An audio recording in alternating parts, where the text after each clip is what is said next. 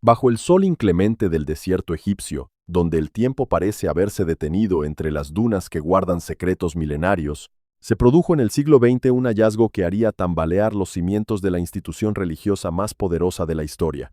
No fue un descubrimiento fortuito de arqueólogos académicos envueltos en trajes de lino, sino el resultado del azar de unos campesinos que buscaban fertilizante y terminaron desenterrando una vasija de barro sellada que contenía las voces silenciadas de los primeros siglos de nuestra era. Entre esos papiros frágiles, desgastados por los siglos, y el olvido forzado, emergía una figura que la historia oficial se había encargado de desdibujar, calumniar y reducir a la mínima expresión de una pecadora arrepentida. Estamos hablando del Evangelio de María Magdalena, un texto que no solo desafía la narrativa patriarcal del Vaticano, sino que propone una cosmogonía y una espiritualidad tan radicalmente distinta que su mera existencia fue considerada la mayor de las herejías. Imagine por un momento que todo lo que le han enseñado sobre los orígenes del cristianismo es solo una versión editada, una narrativa curada por hombres en el siglo IV que decidieron qué libros debían ser leídos y cuáles debían ser entregados a las llamas para preservar una estructura de poder terrenal. Lo que se ocultó en las arenas de Nag Hammadi y lo que se rescató del Códice de Berlín no es simplemente un relato biográfico, sino un tratado místico donde María no es la seguidora sumisa, sino la visionaria, la confidente íntima de Cristo y la poseedora de una gnosis o conocimiento sagrado que los demás apóstoles, incluido Pedro, eran incapaces de comprender. La importancia de este descubrimiento radica en que rompe el silencio impuesto por siglos de exégesis dogmática. Durante casi 2000 años, la imagen de María Magdalena fue moldeada por una homilía del Papa Gregorio Magno en el año 591, quien de manera arbitraria y sin sustento textual, fusionó su identidad con la de la mujer adúltera y la pecadora que unge los pies de Jesús, marcándola para siempre con el estigma de la prostitución. Sin embargo, los fragmentos recuperados del Evangelio prohibido nos devuelven a una mujer que es llamada la mujer que conoce el todo, la compañera del Salvador que recibe revelaciones privadas sobre el ascenso del alma y la superación de los poderes de este mundo. El conflicto que emana de estas páginas no es solo teológico, es una guerra por la autoridad. En el texto vemos una tensión palpable, casi eléctrica, entre la autoridad institucional representada por un Pedro celoso e incrédulo y la autoridad espiritual basada en la experiencia directa de lo divino que ostenta María. Este es el punto de ruptura que el Vaticano no pudo permitir. Si la salvación no depende de una jerarquía de obispos y sacerdotes, sino de un conocimiento interior que cualquiera, independientemente de su género, puede alcanzar, entonces todo el edificio de la Iglesia romana se vería amenazado en sus cimientos más profundos. Para entender la magnitud de lo que se perdió y lo que fue destruido, debemos situarnos en el convulso escenario del siglo II y III después de Cristo. En aquel entonces, el movimiento iniciado por Jesús de Nazaret no era el bloque monolítico que conocemos hoy, sino una constelación de comunidades con visiones divergentes. Había cristianos que creían en la reencarnación, otros que rechazaban el Antiguo Testamento, y aquellos, como los seguidores de la tradición de María, que enfatizaban que el reino de Dios era una conciencia interna y no una estructura externa. Con la llegada de Constantino y la formalización del cristianismo como religión estatal, se inició una purga sistemática. Los obispos que buscaban el favor imperial necesitaban unificación y control. Todo lo que oliera a misticismo individualista o a liderazgo femenino fue catalogado como gnosticismo ponzoñoso. Los códices que contenían las palabras de María fueron perseguidos con la misma saña que a los criminales más peligrosos. Las hogueras se alimentaron con las páginas que hablaban de una divinidad que residía en el interior de cada ser humano y de una mujer que había sido elegida para transmitir los misterios más profundos. El Vaticano, en su formación temprana, comprendió que para reinar en la tierra debía borrar el rastro de la maestra que desafiaba a los maestros. Pero, ¿qué es lo que realmente dice este evangelio que resulta tan peligroso? El texto comienza en un momento de crisis absoluta. Jesús ha partido y los discípulos están sumidos en el miedo y la desesperación. Es en este vacío de liderazgo donde María Magdalena se levanta, no para llorar, sino para consolar a los hombres y recordarles las enseñanzas de su Maestro. Ella les habla desde un lugar de fortaleza que los demás no poseen. Aquí se abre el primer gran interrogante que ha mantenido a los investigadores en vilo. ¿Por qué ella es la única que no teme? La respuesta reside en una visión que ella comparte con ellos, una visión sobre el viaje del alma a través de las 7 potencias del juicio. Estas potencias representan las cadenas psicológicas y espirituales que atan al ser humano al mundo material, la oscuridad, el deseo, la ignorancia, el celo de la muerte, el dominio de la carne, la sabiduría insensata de la carne y la sabiduría colérica. María describe cómo el alma, al adquirir el verdadero conocimiento, puede burlar a estos carceleros celestiales y ascender hacia el reposo eterno. Este camino de liberación es puramente intelectual y espiritual. No requiere de sacrificios, ni de templos, ni de la mediación de un clero. Es una revelación sobre la soberanía individual que despoja a cualquier institución de su derecho a gobernar las almas ajenas. A medida que el relato avanza, la tensión en el texto se vuelve insoportable. Pedro, quien históricamente ha sido la piedra sobre la cual se edificó la Iglesia de Roma, reacciona con una furia misógina que resuena a través de los siglos. Pregunta con incredulidad si es posible que el Salvador haya hablado con una mujer en privado, sin que ellos lo supieran, y si acaso deben todos darse la vuelta y escucharla a ella. ¿La prefirió él por encima de nosotros?, inquiere Pedro con amargura. Este pasaje es vital, porque captura el momento exacto en que la estructura patriarcal se siente amenazada por la superioridad espiritual de lo femenino. Levi, otro de los apóstoles, sale en defensa de María, reprendiendo a Pedro por su carácter colérico y recordándole que si el Salvador la hizo digna, ¿quién es él para rechazarla?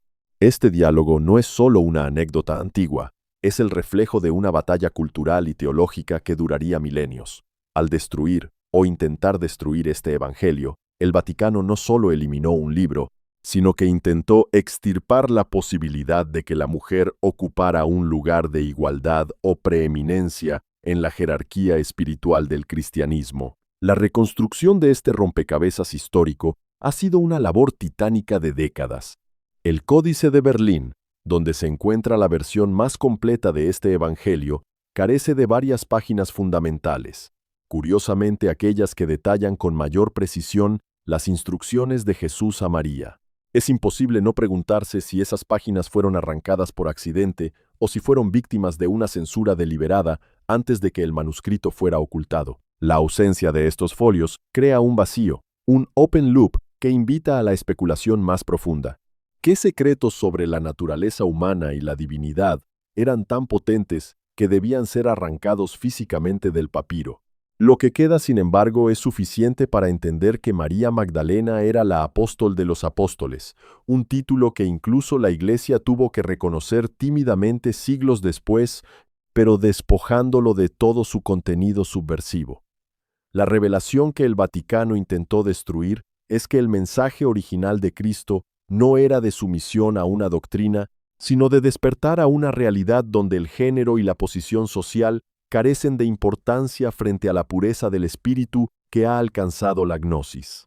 Este evangelio nos obliga a reconsiderar el papel de lo divino femenino, una faceta que fue sistemáticamente erradicada para imponer un Dios puramente masculino y una estructura de mando piramidal. En el evangelio prohibido se percibe una integración de opuestos, un equilibrio que fue roto por la política eclesiástica.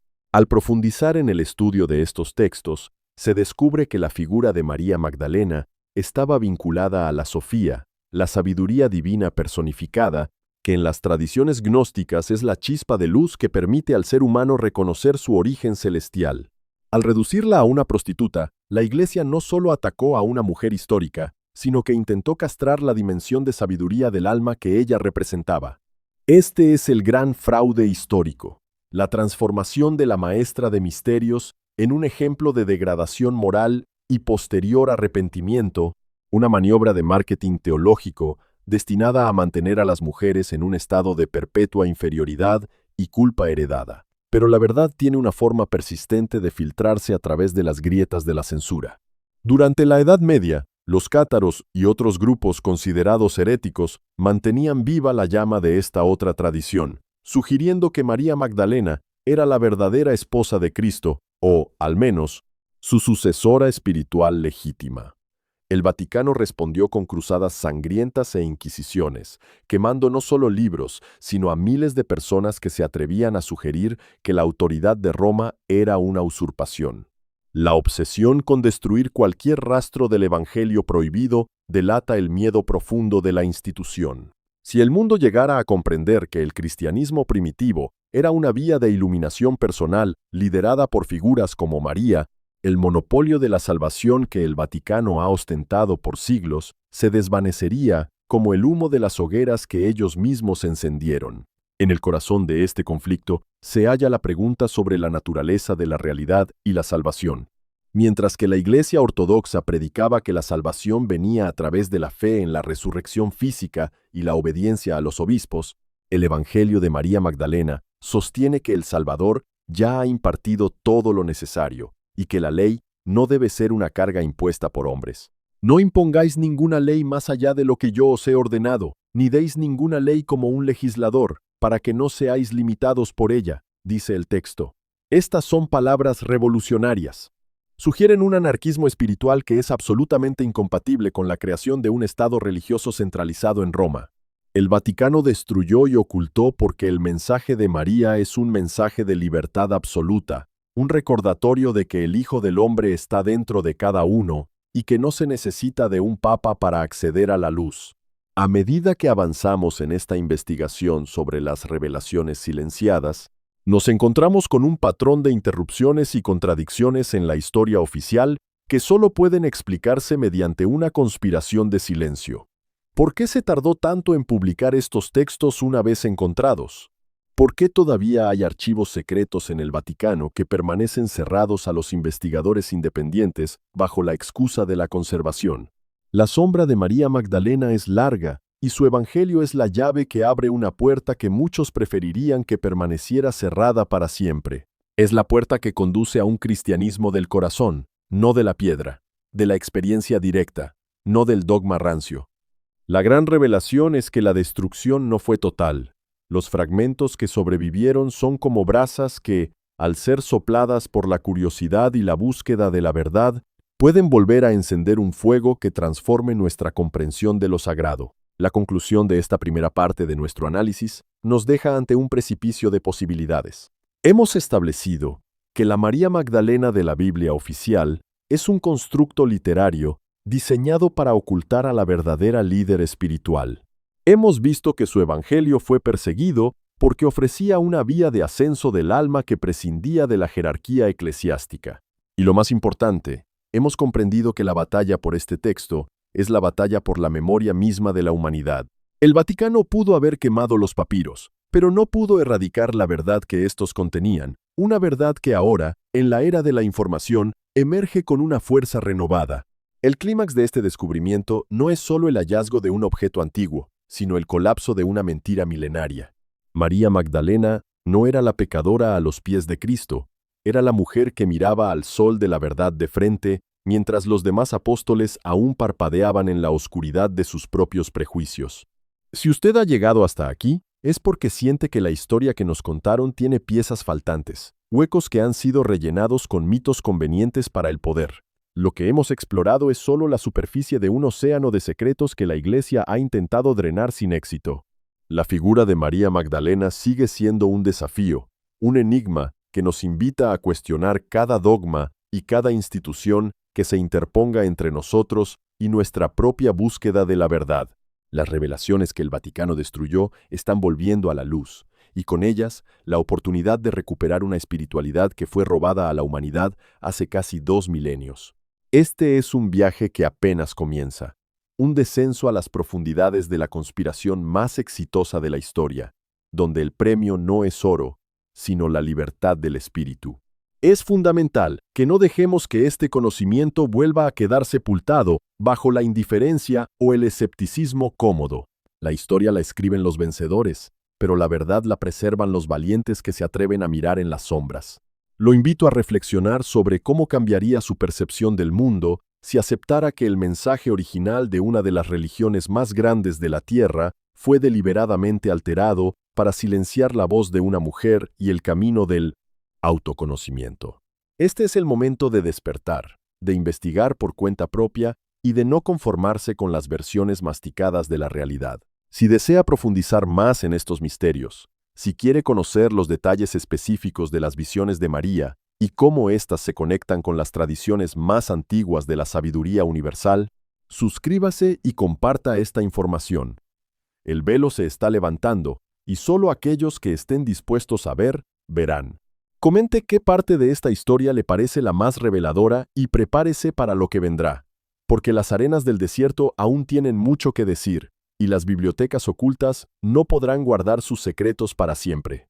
La búsqueda de la verdad es un acto de rebeldía, y en el Evangelio de María Magdalena tenemos el manual de la insurrección más sagrada de todas.